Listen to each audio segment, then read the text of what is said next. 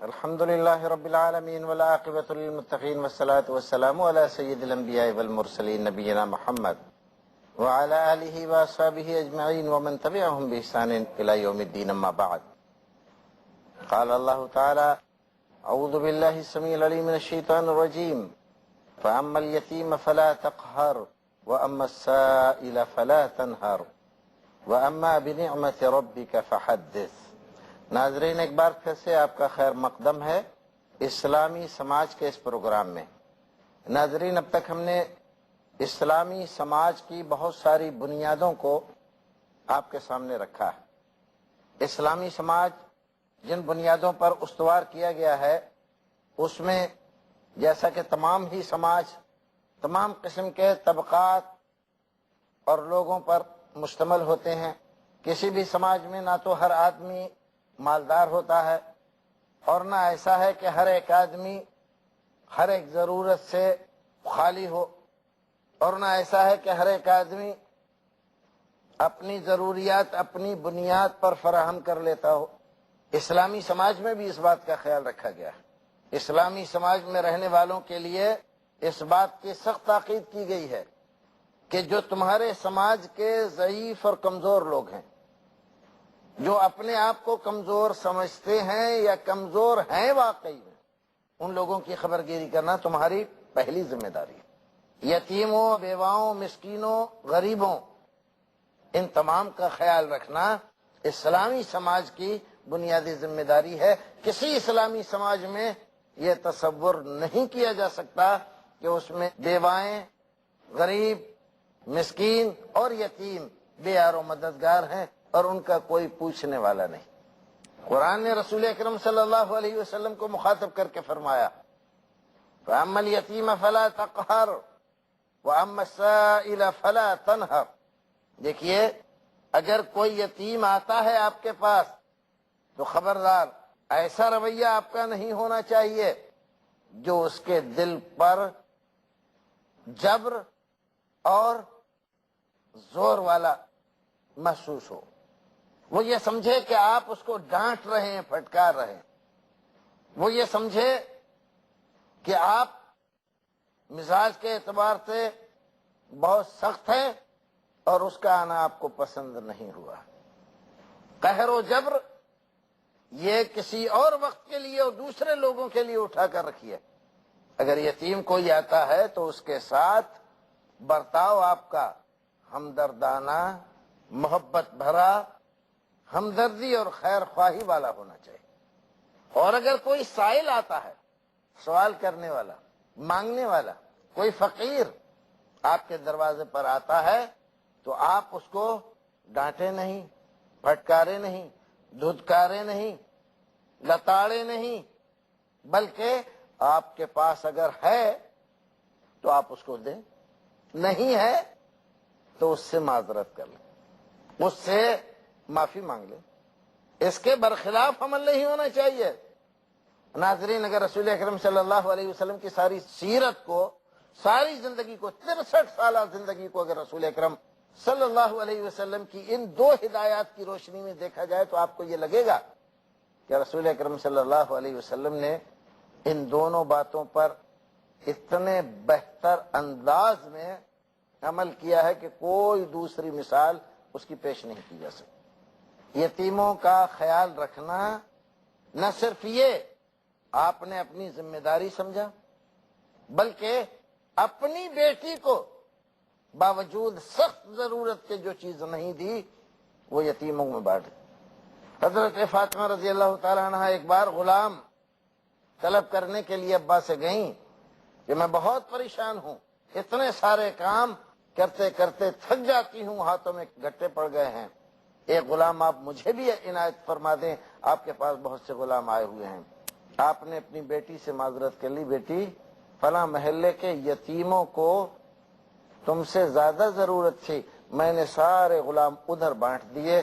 تم ایسا کرو کہ اللہ اکبر، الحمدللہ، سبحان اللہ، یہ 33 بار، اللہ اکبر 34 بار یہ پڑھ لیا کرو.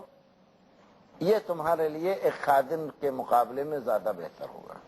کردار، سیرت، عظمت رسول اکرم صلی اللہ علیہ وسلم کی، اتنی پیاری بیٹی کے ساتھ یہ عمل، اہمیت کس کو دی؟ یتیموں کو۔ حضرت جعفر کا جب انتقال ہوا، ایک جنگ میں شہید ہوئے، خبر آئی آپ کے پاس، آپ فوراً ان کے گھر گئے اور حضرت جعفر کے بچوں کو جمع کیا، ان کے سر پر ہاتھ رکھے، پیار، لاڈ، محبت کے ساتھ، اور آپ کی آنکھوں سے آنسو جاری ہو گئے۔ یہ تو اپنے تھے، غیروں کے بچوں کے ساتھ بھی نبی اکرم صلی اللہ علیہ وسلم نے یہی برتاؤ کیا۔ اور آپ کی ان ہدایتوں کی روشنی میں بہت سارے علماء کرام نے یہ بات لکھی ہے کہ جس آدمی کا دل سخت ہو اور وہ اپنے دل کی سختی سے پریشان ہو اور وہ سختی کسی طرح دور نہ ہوتی ہو، تو اس کو چاہیے کہ یتیم بچوں کے سروں پر ہاتھ پھیرے۔ کبھی اگر اس کو تصور ہو گیا کہ وہ بچہ جس کا باپ اس دنیا سے اٹھ گیا کس محرومی سے دو چار ہے وہ، تو اس کے دل کی سختی دور ہو۔ سوال کرنے کے سلسلے میں رسول اکرم صلی اللہ علیہ وسلم نے یہاں تک ہدایت فرمائی کہ اگر سوال کرنے والا تمہارے دروازے پر آئے اور گھوڑے پر سوار ہو کر آئے اور مانگے تو ڈانٹو اس کو بھی نہیں، پھٹکارو اس کو بھی نہیں، تمہارے پاس ہے تو دے دو، نہیں ہے تو معذرت کر لو، اچھی بات کہہ کے۔ یہ نہیں ہٹے کٹے پھر رہے مشٹنڈے، اس طرح کے جملے اور اس طرح کی ڈانٹ پھٹکار، ان سے لڑائی جھگڑے، یہ مناسب نہیں ہے۔ رسول اکرم صلی اللہ علیہ وسلم کے پاس آپ نے فقیری، مانگنا، سوال کرنا، اس کی کبھی حوصلہ افزائی نہیں کی، اس کو روکا۔ بہت ساری ہدایتیں اس بارے میں بیان فرمائیں، لیکن آپ کے یہاں اگر کوئی آدمی بھی سوال کرنے کے لیے آ گیا، آپ نے اسے خالی ہاتھ نہیں۔ فارسی شاعر نے کہا کہ نہ رفت لا بزبان مبارکش ہرگز مگر باشہد ان لا الہ الا اللہ۔ رسول اکرم نے کبھی کسی سے لا نہیں کہا، نہیں کہا، یہ نہیں کہا کہ میرے پاس نہیں ہے، یہ نہیں کہا کہ میں نہیں دوں گا، یہ نہیں کہا کہ جاؤ بھاگ جاؤ۔ کسی نے کوئی چیز مانگی تو نہیں نکلا آپ کی زبان سے۔ ہاں، جب یہ کلمہ پڑھتے تھے اشہد ان لا الہ، اللہ کے علاوہ کوئی معبود نہیں ہے، تو وہاں بے شک لا کہتے تھے، باقی کسی کے جواب میں آپ نے لا نہیں کہا۔ ایک صحابی رسول اکرم صلی اللہ علیہ وسلم کے کپڑے کے تاجر تھے، ان کے دل میں آئے کہ اللہ کے رسول کو ایک اچھا سا جبہ بنائے، ایک اچھی قمیص شاندار کپڑے کی۔ اس زمانے میں جو کپڑے بہت قیمتی اور بڑے اچھے کہلاتے تھے، وہ کپڑا لا کر رسول اکرم صلی اللہ علیہ وسلم کی ایک قمیص بہت اچھی سی انہوں نے رسول اکرم کو تحفے میں دی۔ نبی اکرم صلی اللہ علیہ وسلم اس کو پہن کر آئے، صحابہ کے درمیان بیٹھے، تمام صحابہ کرام کو وہ قمیص بہت اچھی لگی، بڑی پیاری۔ وہ مجلس ختم ہونے کو جب آئی تو ایک صاحب کھڑے ہوئے اور کہنے لگے کہ اللہ کے رسول یہ کرتا مجھے دے دیجیے۔ نبی اکرم صلی اللہ علیہ وسلم نے اسی وقت وہ کرتا اتار کے انہیں دے دیا، اپنے گھر سے دوسرا منگا کے اور پہن لیا۔ آپ کو تو کوئی ناگواری نہیں ہوئی، نہ کوئی تکلیف ہوئی، نہ آپ نے اس بات کو کچھ محسوس کیا، لیکن دیگر صحابہ کرام جو تھے ان کو اس پہ بڑی تکلیف ہوئی اور وہ اس کو ملامت کرنے لگے۔ جیسے تیسے اللہ کے رسول نے ایک کرتا پہنا تھا، آپ تو ویسے بھی نہیں پہنتے، اتنے دنوں میں اتنا اچھا کرتا آپ نے پہنا تھا، تمہیں اتنا صبر نہیں ہوا کہ کچھ اور دن آپ پہن لیتے؟ تم مانگنے کے لیے کھڑے ہو گئے۔ ہر ایک آدمی اپنے اپنے طور پر ان کو ڈانٹ رہا ہے، لیکن وہ جو مانگنے والے تھے وہ بھی ایک عجیب ہی مزاج کے آدمی تھے۔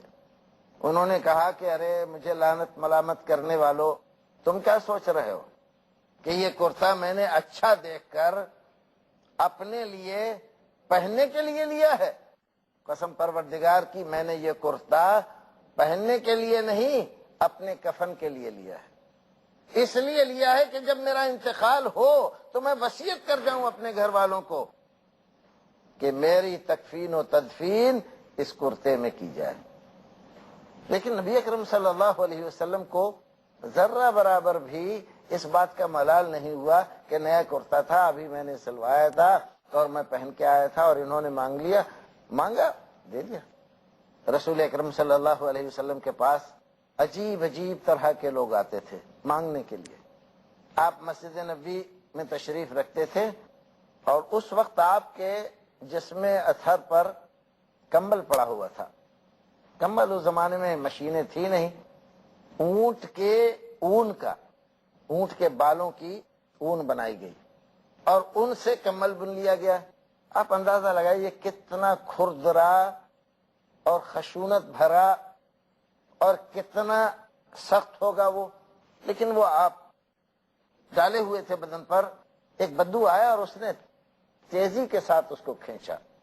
رسول اکرم صلی اللہ علیہ وسلم کے جسم اطہر پر اس کمبل کے کھینچنے سے خراش آ گئی، نشان پڑ گیا۔ ایک صحابی رسول اکرم صلی اللہ علیہ وسلم کے کپڑے کے تاجر تھے، ان کے دل میں آئے کہ اللہ کے رسول کو ایک اچھا سا جبہ بنائے، ایک اچھی قمیص شاندار کپڑے کی۔ اس زمانے میں جو کپڑے بہت قیمتی اور بڑے اچھے کہلاتے تھے، وہ کپڑا لا کر رسول اکرم صلی اللہ علیہ وسلم کی ایک قمیص بہت اچھی سی انہوں نے رسول اکرم کو تحفے میں دی۔ نبی اکرم صلی اللہ علیہ وسلم اس کو پہن کر آئے، صحابہ کے درمیان بیٹھے۔ تمام صحابہ کرام کو وہ قمیص بہت اچھی لگی، بڑی پیاری۔ وہ مجلس ختم ہونے کو جب آئی تو ایک صاحب کھڑے ہوئے اور کہنے لگے کہ اللہ کے رسول یہ کرتا مجھے دے دیجیے۔ نبی اکرم صلی اللہ علیہ وسلم نے اسی وقت وہ کرتا اتار کے انہیں دے دیا، اپنے گھر سے دوسرا منگا کے اور پہن لیا۔ آپ کو تو کوئی ناگواری نہیں ہوئی، نہ کوئی تکلیف ہوئی، نہ آپ نے اس بات کو کچھ محسوس کیا، لیکن دیگر صحابہ کرام جو تھے ان کو اس پہ بڑی تکلیف ہوئی اور وہ اس کو ملامت کرنے لگے۔ جیسے تیسے اللہ کے رسول نے ایک کرتا پہنا تھا، آپ تو ویسے بھی نہیں پہنتے، اتنے دنوں میں اتنا اچھا کرتا آپ نے پہنا تھا، تمہیں اتنا صبر نہیں ہوا کہ کچھ اور دن آپ پہن لیتے؟ تم مانگنے کے لیے کھڑے ہو گئے۔ ہر ایک آدمی اپنے اپنے طور پر ان کو ڈانٹ رہا ہے، لیکن وہ جو مانگنے والے تھے وہ بھی ایک عجیب ہی مزاج کے آدمی تھے۔ انہوں نے کہا کہ ارے مجھے لعنت ملامت کرنے والو، تم کیا سوچ رہے ہو کہ یہ کرتا میں نے اچھا دیکھ کر اپنے لیے پہننے کے لیے لیا ہے؟ قسم پروردگار کی، میں نے یہ کرتا پہننے کے لیے نہیں، اپنے کفن کے لیے لیا ہے۔ اس لیے لیا ہے کہ جب میرا انتقال ہو تو میں وصیت کر جاؤں اپنے گھر والوں کو کہ میری تکفین و تدفین اس کرتے میں کی جائے۔ لیکن نبی اکرم صلی اللہ علیہ وسلم کو ذرہ برابر بھی اس بات کا ملال نہیں ہوا کہ نیا کرتا تھا، ابھی میں نے سلوایا تھا اور میں پہن کے آیا تھا اور انہوں نے مانگ لیا، مانگا دے دیا۔ رسول اکرم صلی اللہ علیہ وسلم کے پاس عجیب عجیب طرح کے لوگ آتے تھے مانگنے کے لیے۔ آپ مسجد نبوی میں تشریف رکھتے تھے اور اس وقت آپ کے جسم اطہر پر کمبل پڑا ہوا تھا۔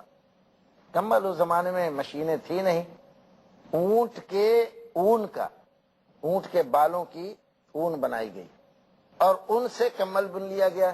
آپ اندازہ لگائیے کتنا کھردرا اور خشونت بھرا اور کتنا سخت ہوگا وہ، لیکن وہ آپ ڈالے ہوئے تھے بدن پر۔ ایک بدو آیا اور اس نے تیزی کے ساتھ اس کو کھینچا۔ رسول اکرم صلی اللہ علیہ وسلم کے جسم اطہر پر اس کمبل کے کھینچنے سے خراش آ گئی، نشان پڑ گیا۔ آپ نے اس کی جانب توجہ فرمائی تو کہنے لگا کہ یہ جو مال یہاں آپ کے مسجد میں ڈھیر لگا ہوا ہے، آپ کے باپ کا ہے کیا؟ اس میں سے ہمیں بھی دیجئے۔ رسول اکرم صلی اللہ علیہ وسلم نے ایک صحابی سے کہا کہ بھئی اس کو بھی دے دو۔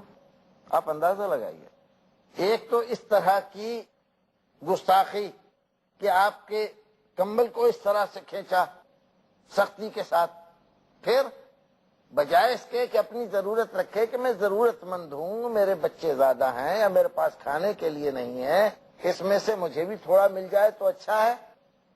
وہ باپ تک پہنچ رہا ہے، کہہ رہا ہے تمہارے باپ کا ہے، مجھے بھی دے دو۔ لیکن رسول اکرم صلی اللہ علیہ وسلم نے کچھ خیال نہیں فرمایا، ایک صحابی کو حکم دیا کہ بھئی اس کو دے دو۔ اب اس نے اپنی خرجی جو بھری تو اتنی بھر لی کہ اٹھ نہیں رہی ہے۔ کہنے لگے محمد اپنے ساتھیوں سے اسے میرے اونٹ پہ بھی لدوا دو۔ آپ اندازہ لگائیں، آپ کم سے کم اس وقت تو کہہ ہی سکتے تھے اتنی بھر کیوں لی جو اٹھ نہیں رہی ہے؟ لیکن آپ نے ایک صحابی کو حکم دیا کہ بھئی اس کے اونٹ پہ لدوا دو، لدوا دی۔ رسول اکرم صلی اللہ علیہ وسلم نے کبھی مانگنے والوں کے ساتھ کوئی ایسا برتاؤ جو ان کو برا لگے نہیں کیا، ان لوگوں نے آپ کے ساتھ برا برتاؤ کیا اور اس کو آپ برداشت کر گئے۔ اللہ رب العزت کا حکم تھا سوال کرنے والا اور یتیم، ان دو کے ساتھ آپ کو بہت احتیاط کے ساتھ پیش آنا ہے۔ ایک حدیث رسول اکرم صلی اللہ علیہ وسلم کی، حضرت ابو حبیرہ عائض بن عمرو المزنی رضی اللہ تعالیٰ عنہ بیان کرتے ہیں، اور یہ ان صحابہ کرام میں سے ہیں جو بیعت رضوان میں شامل تھے، جن کو اللہ رب العزت نے قرآن شریف میں جنت کی بشارتیں سنائی ہیں۔ ایک بار ابو سفیان کا گزر ہوا، ایک جگہ حضرت سلمان، حضرت صہیب اور حضرت بلال بیٹھے ہوئے تھے۔ حضرت صہیب، بلال، سلمان، یہ حضرات کسی زمانے میں غلام تھے مکے میں، اور ان کو مکے والوں نے بے انتہا ستایا تھا۔ ایک انسان دوسرے انسان کو جتنی اذیتیں دے سکتا ہے وہ ساری اذیتیں ان حضرات کو دی گئی تھی۔ اس زمانے میں ابو سفیان مسلمان نہیں تھے، ابو سفیان نے کبھی کلمہ خیر ان حضرات کے بارے میں نہیں کہا، بلکہ ان کا سارا رویہ دشمنی اور عداوت ہی کا تھا۔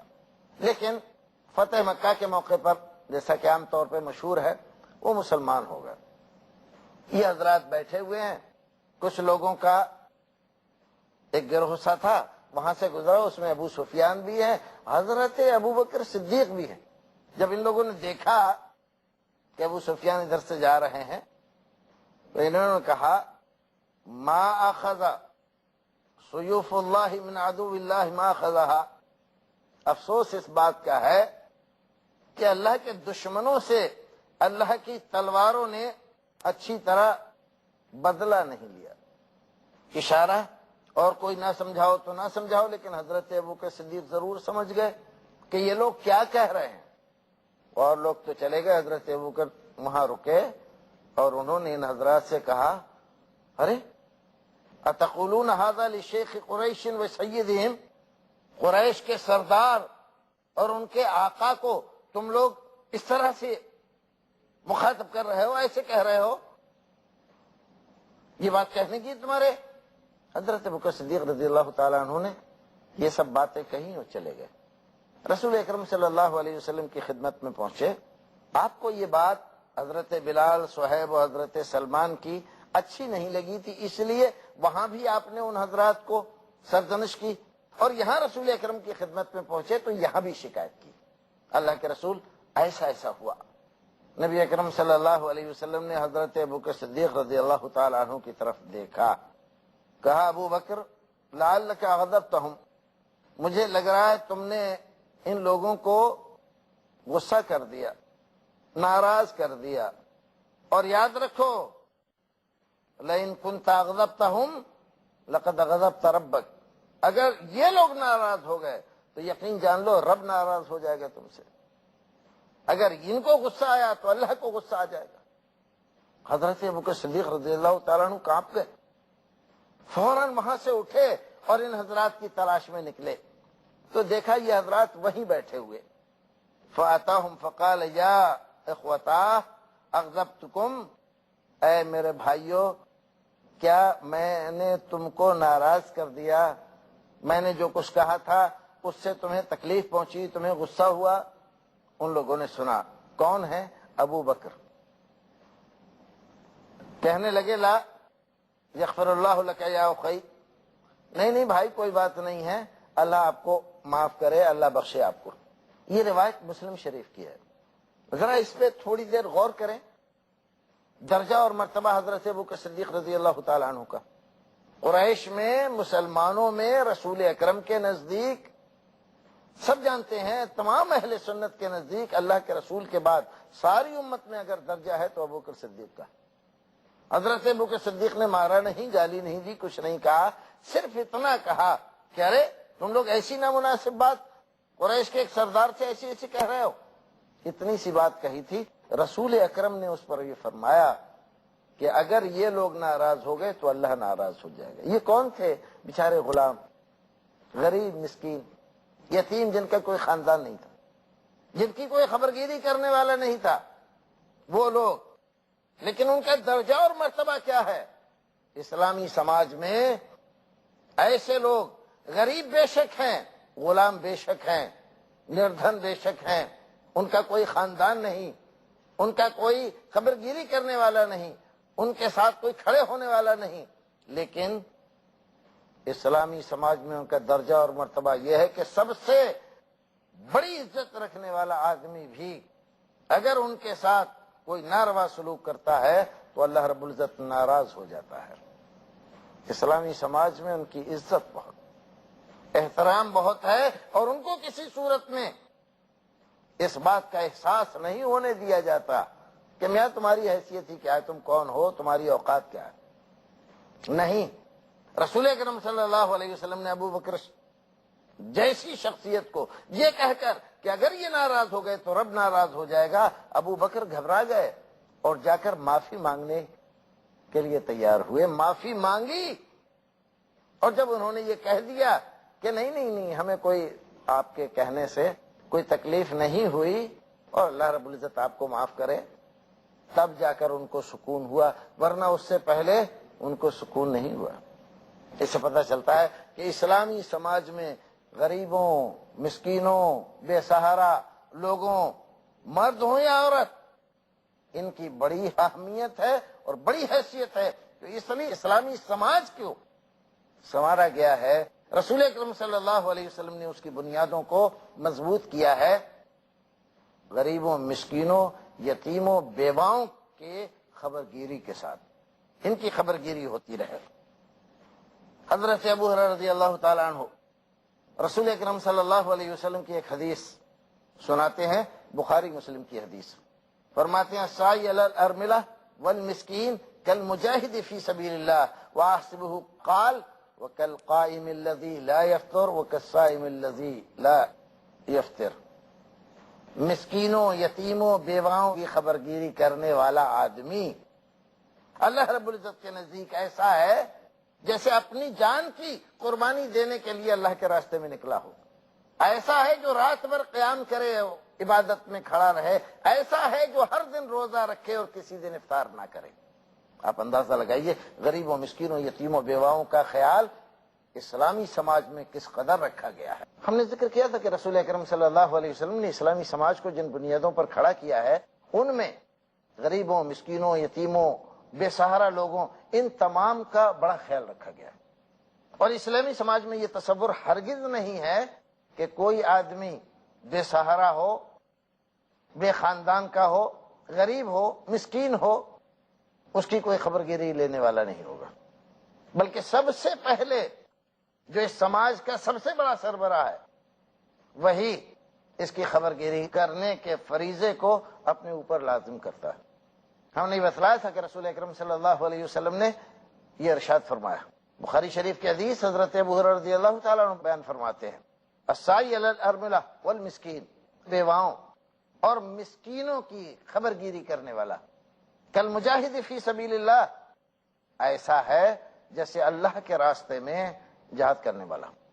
جہاں آدمی جاتا ہے یہ سوچ کر کہ شاید گھر واپس آنا ممکن نہ ہو، جس کا بڑا درجہ ہے اسلام، جس کی حیثیت، جس کی عظمت بار بار قرآن اور حدیث بیان کرتی ہے، لیکن یہ درجہ اور مرتبہ جو ایک مجاہد کو حاصل ہوتا ہے، اللہ کے راستے میں نکلنے والے کو، اپنا سب کچھ لٹا دینے والے کو حاصل ہوتا ہے، یہ درجہ اور مرتبہ رفاہ عام کا کام کرنے والے، چیریٹی کا کام کرنے والے، بھلائی اور غریبوں، مسکینوں کے سہارے اور گزارے کا خیال کرنے والے کو بھی حاصل ہوتا ہے۔ یہ رسول اکرم صلی اللہ علیہ وسلم فرماتے ہیں، اور صحیح ترین حدیث ہے۔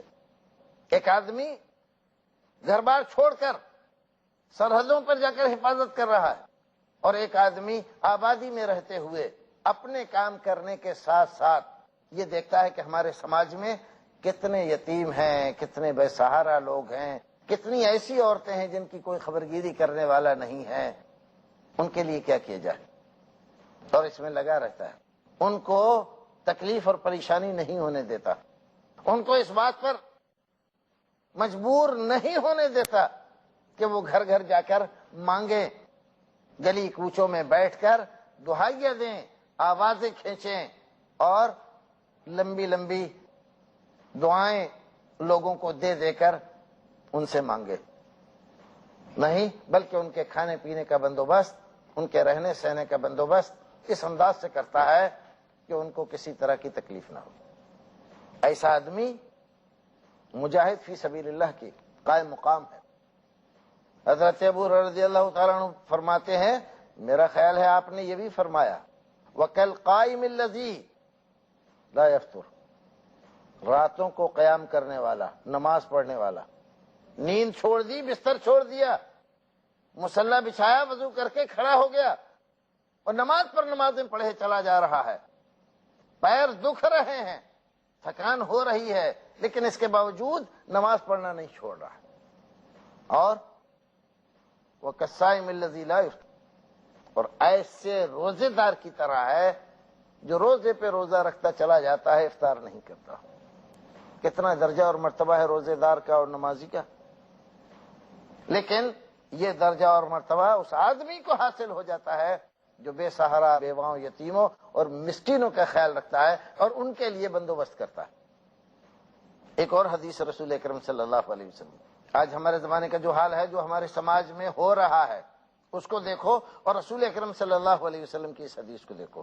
بیس الطعام، طعام الولیمہ، یدعا الیہ الاغنیاء ویترک الفقراء، کھانوں میں سب سے بدترین کھانا وہ ہے جو ولیمے کا کھانا کہلاتا ہے، شادی بیاہ کا کھانا سب سے بدترین کھانا ہے، جبکہ رسول اکرم صلی اللہ علیہ وسلم نے خود حکم دیا ہے۔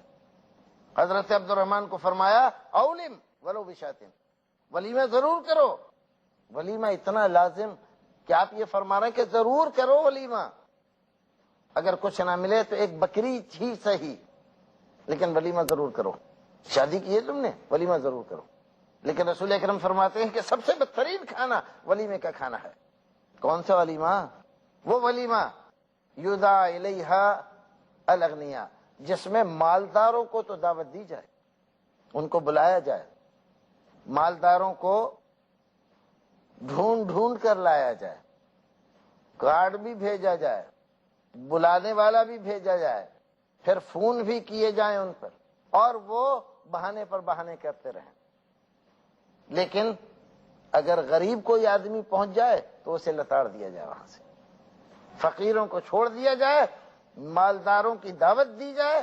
ایسا ولیمہ بدترین ولیمہ ہے، بے طعام، سب سے خراب کھانا ہے یہ۔ رسول اکرم صلی اللہ علیہ وسلم نے گویا کہ یہ بات بتلائی، اگر تم اپنے ولیمے کے کھانے کو، اپنے کھانے کو اچھا اور بہتر بنانا چاہتے ہو، مالداروں کی دعوت دو، شریعت منع نہیں کر رہی، رسول اکرم منع نہیں کرتے، لیکن غریبوں مسکینوں کو نظر انداز نہ کرو۔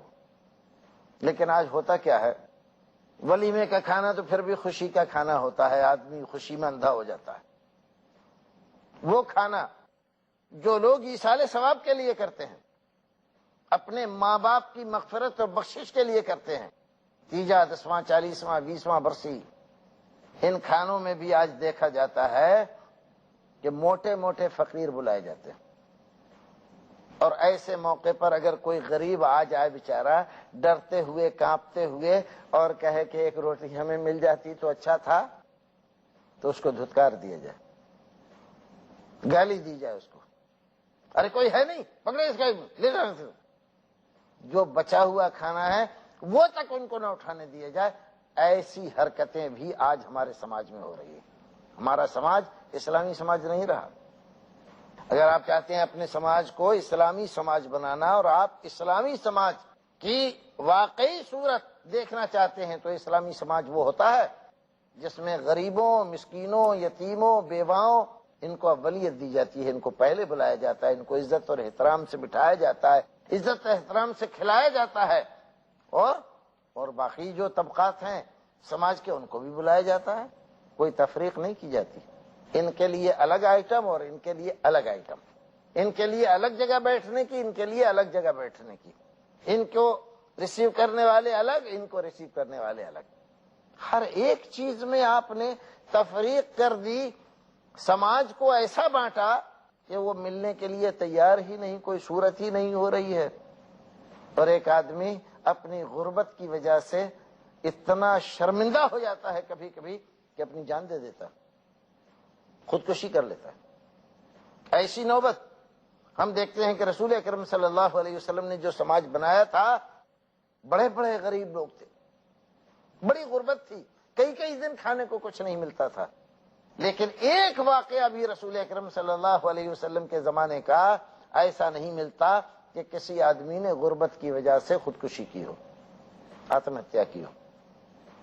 ایک واقعہ نہ خلفائے راشدین کے زمانے کا، نہ اسلامی نظام میں، اسلامی حکومت میں کوئی ایسا واقعہ ملتا ہے کہ کسی آدمی نے غربت کی وجہ سے، اپنی پریشانیوں ذلت کی وجہ سے خودکشی کو گلے لگایا. اور آج ہمارے یہاں ہم ترقی کر رہے ہیں، ملک ترقی کر رہا ہے، حکومتیں ترقی کر رہی ہے، مالدار دن بدن مالدار سے مالدار ترین ہوتے چلے جا رہے ہیں، لیکن غریبوں اور مسکینوں کی حالت دن بدن بد سے بدتر ہوتی چلی جا رہی ہے. لوگ ساموہک انداز میں خودکشیاں کر رہے ہیں. عورت اپنی بچیوں کو پہلے قتل کر دیتی ہے اور پھر اس کے بعد زہر کھا کے خود بھی مر جاتی ہے. کیا کرے؟ کوئی اس کی دیکھ ریکھ کرنے والا نہیں. اس حال کو پہنچ گیا ہمارا سماج. ہم بڑے ترقی یافتہ ہیں، شرم آنی چاہیے ہمیں. ہم کہاں کے ترقی یافتہ ہیں؟ جب ہم ترقی یافتہ نہیں تھے تو ہم ایک دوسرے کا خیال رکھتے تھے، غریبوں مسکینوں کا خیال رکھتے تھے، ان کے کھانے کا، پینے کا، رہنے کا، سہنے کا، اوڑھنے کا، بچھانے کا. آج ہم ترقی یافتہ ایسے بنے کہ اپنی خیال میں مست ہیں، بس اپنا ہی اپنا خیال ہے اور کسی کا نہیں. نہ آس دیکھتے ہیں، نہ پڑوس دیکھتے ہیں. پڑوسی ہمارا بھوکا مر رہا ہے اور ہم اتنا کھانا جتنے سے پڑوسیوں کا پیٹ بھر سکتا تھا، اتنا کھانا ہم بیکار کر کے پھینک دے رہے ہیں. تو ہم نے ترقی نہیں کی ہے، ہم نے برائیوں کو گلے لگا لیا ہے اور اس کا نام ترقی رکھ دیا ہے. تو اسلامی سماج میں ایسی کوئی تفریق نہیں. رسول اکرم صلی اللہ علیہ وسلم چھوٹی بچیاں، خاص طور سے بچے جلدی سمجھدار ہو جاتے ہیں، کوئی بھی کام کر لیتے ہیں، لیکن بچیوں کا معاملہ اگر کسی کی بچی ہو اور یتیم ہو، بڑا دشوار ہوتا ہے. آپ نے خاص طور سے ان کے بارے میں ہدایت فرمائی. حضرت انس رضی اللہ تعالیٰ عنہ بیان فرماتے ہیں، مسلم شریف کے حدیث ہیں کہ رسول اکرم نے ارشاد فرمایا، جو آدمی 2 بچیوں کی پرورش کرے، کھلائے پلائے، پڑھائے لکھائے، ان کی ہر طرح کی ضرورت کو پورا کرے یہاں تک کہ وہ بالغ ہو جائیں، اور پھر اس کے بعد ان کا نکاح کر دے، ان کی شادی کرا دے کسی اچھی جگہ پر، مناسب جگہ پر. رسول اکرم صلی اللہ علیہ وسلم فرماتے ہیں، ہوا انا و ہوا، میں اور وہ اور میں قیامت میں کہاتین. آپ نے 2 انگلیوں کا اشارہ کیا، اٹھائی انگلیاں اور فرمایا ایسے ہوں گے، یا تو اتنا فرق ہوگا یا ایسے ملے ہوئے ہوں گے دونوں. رسول اکرم صلی اللہ علیہ وسلم کے ساتھ ہوگا وہ آدمی جو یتیم بچیوں کی پرورش کرتا ہے. یتیم بچیوں کی پرورش کرنے والے کے کتنے درجے اور مرتبے ہیں؟ رسول اکرم صلی اللہ علیہ وسلم نے فرمایا کہ وہ میرے ساتھ ہوگا. آپ ساری دنیا کی دولت خرچ کر دیں، آپ کو دنیا میں کوئی آدمی اس بات کی ضمانت نہیں دے سکتا کہ آپ یہ دولت خرچ کرنے کے بعد اللہ کے رسول کے ساتھ قیامت میں ہو جائیں گے.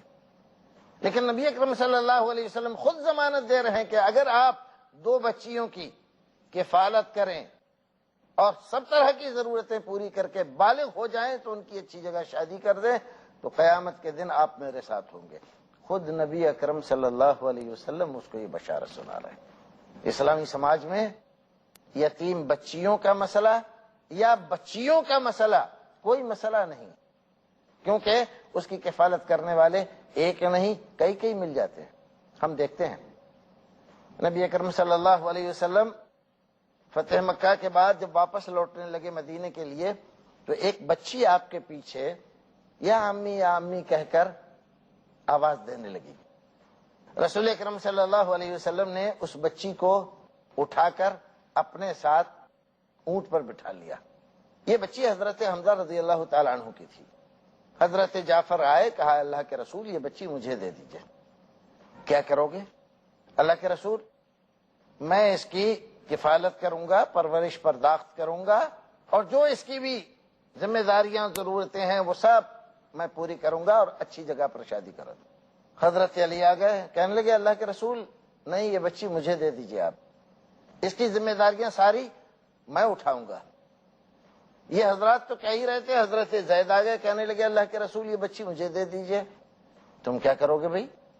کہ اس بچی کی ساری ذمہ داری میں اٹھاؤں گا، اور جب یہ بڑی ہو جائے گی تو مناسب جگہ اس کی شادی کر دوں گا۔ 3 آدمی 1 بچی۔ رسول اکرم صلی اللہ علیہ وسلم نے پوچھا حضرت جعفر سے یہ بچی تمہیں کیوں دی جائے؟ حضرت علی سے بھی وہی سوال، حضرت زید سے بھی وہی سوال، کس بنیاد پر تم اس بچی کو لے رہے ہو اور یہ کہہ رہے ہو کہ میں زیادہ حقدار ہوں اس بچی کا، یہ فلاں کو نہ دے کر مجھے دی جائے؟ حضرت زید سے پوچھا کہ تم کس بنیاد پر، تمہارا تو اس سے کوئی رشتہ نہیں؟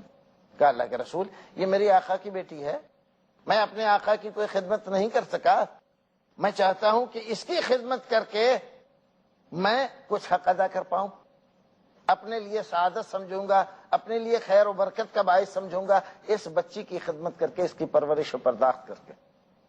نبی اکرم صلی اللہ علیہ وسلم نے حضرت علی سے پوچھا علی تم کس بنیاد پر؟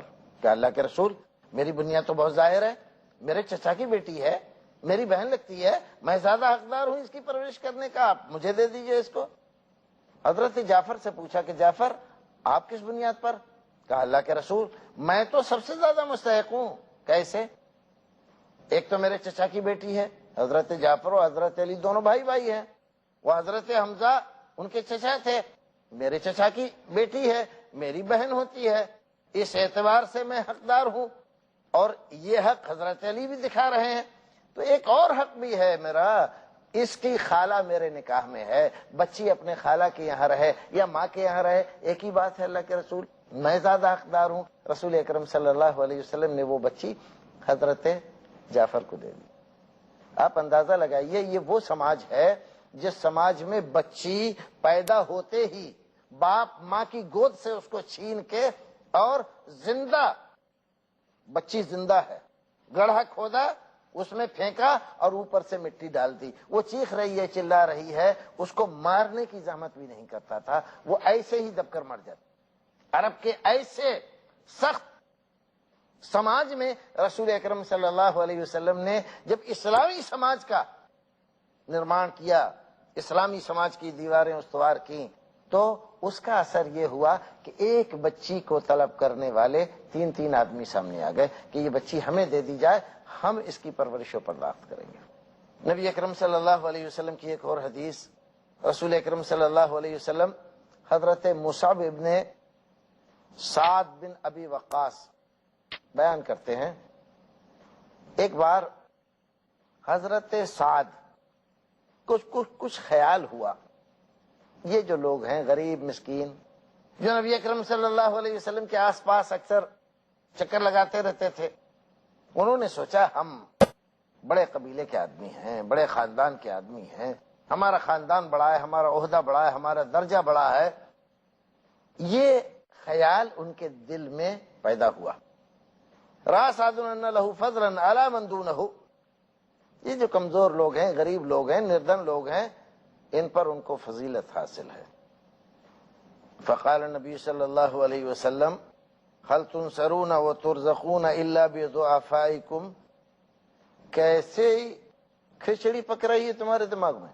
ارے اگر تم جنگوں میں فتح پاتے ہو، تمہاری مدد کرتا ہے اللہ رب العزت، یا جو تمہیں کھانے پینے کا وافر مقدار میں ساز و سامان مہیا ہے، یہ تم کیا سمجھتے ہو اللہ رب العزت تمہیں دے رہا ہے، تمہاری وجہ سے دے رہا ہے کہ تم بڑے عزت والے ہو، بڑی شان و شوکت والے ہو، تمہارا درجہ بہت بڑا ہے، تمہارا خاندان بہت اونچا ہے، تم یہ ہو تم وہ ہو؟